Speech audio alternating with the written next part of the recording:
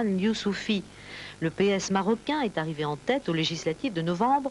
Abdelrahman Youssoufi pourrait être amené à conduire le prochain gouvernement, une alternance au royaume chérifien qui ne peut que plaire au Premier ministre français. Opération commando en Bosnie pour arrêter 2 Croates accusés d'avoir participé à des massacres. L'un des 2 hommes a été blessé par balle. Il a dû être opéré avant son transfert par avion aux Pays-Bas. Bill Clinton sera d'ailleurs dimanche en Bosnie pour une tournée d'inspection. Les États-Unis ont annoncé le maintien dans la région des soldats américains. Le Congo garde le contact avec la France. Denis Sassou Nguesso a pu faire le point cette semaine au terme d'une visite à Paris. Un président qui était passé dans l'opposition et qui a reconquis le pouvoir par la force. Un parcours que nous rappellent Jean-Marc Pitt et Christian Decarnay. On ne sort pas indemne de 133 jours de guerre, surtout quand elle fut aussi violente que celle que vient de vivre le Congo-Brazzaville. Entre 5 et 15 000 personnes, principalement des civils, sont mortes au cours de ce conflit. Durant des jours, les pillages se succédèrent dans les principales villes, impliquant tour à tour les milices ennemies et réduisant à zéro la vie économique du Congo.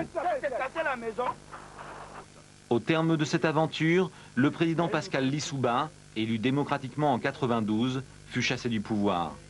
Son tombeur, c'est Denis Sassou Nguesso, déjà président du Congo de 79 à 92, au temps du parti unique.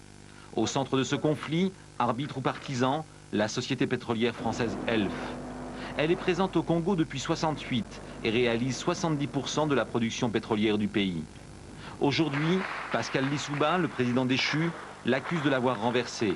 Il a même porté plainte contre la compagnie et ses dirigeants pour complicité de destruction volontaire, acte de terrorisme, complicité d'homicide, de meurtre, d'assassinat et pour association de malfaiteurs. Il dénonce pour expliquer la participation de la compagnie française à ce coup d'État, un pacte de corruption entre Elf et Denis Sassou Nguesso.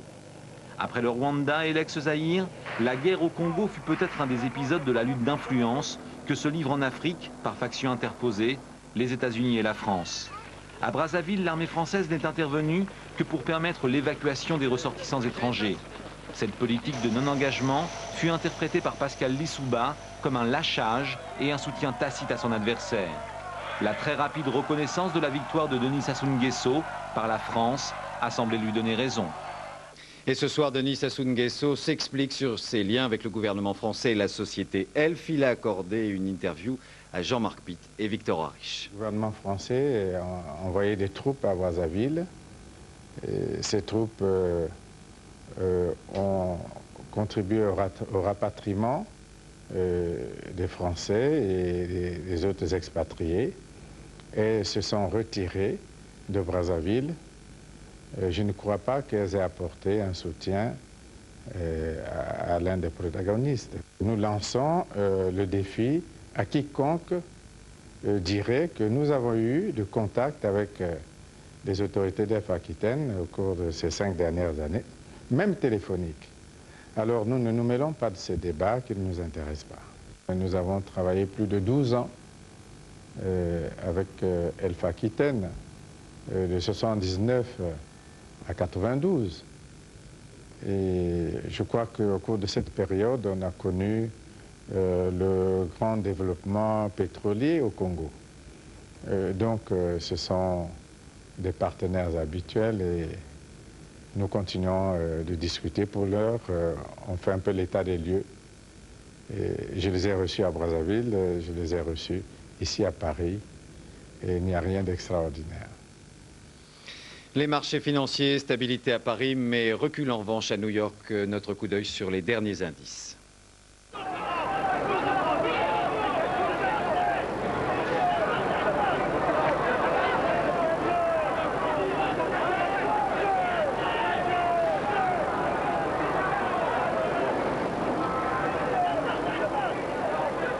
Football, Metz rêve déjà au titre de champion de France. Les Lorrains recevaient Monaco ce soir pour un duel au sommet. Score final 3-0, image commentée par Alain Dorgans.